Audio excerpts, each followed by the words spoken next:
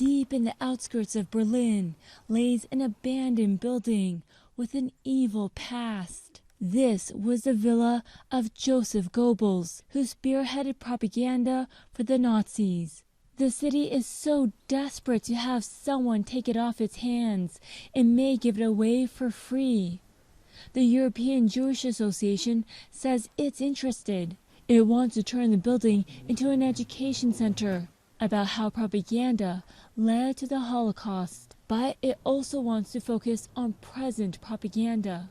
If right now we'll not be dealing strongly with the issue of the incitements and hatred and anti-Semitism, we will find ourselves again in a situation where there will be governments, not only in Germany, but also in other countries in Europe, governments will be elected democratically, officially, and the people that will be elected will be people who hate Jews, who hate people who are different than them.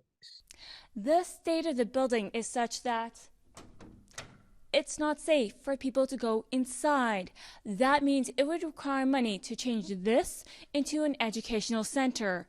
The European Jewish Association says that it could provide some of the funding, but it wants the government to chip in. Berlin's finance department told Euronews that the group's suggestion is worthwhile. But there is the issue of how to finance it. What it says it won't consider is handing it over to people who may misuse it. There are concerns extremists would want to take it over for ideological purposes. The building is located next to Berlin in the state of Brandenburg, which has an election in a few weeks.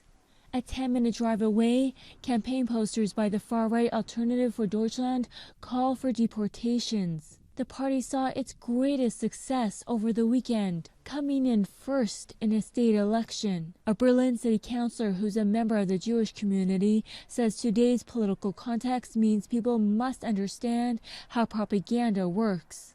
We see a rise of anti-democratic movements worldwide, and they use this sort of propaganda to become stronger, to make their ideas go mainstream. And I think that's why it's very important to learn how propaganda worked back then, so that you can understand how it works now.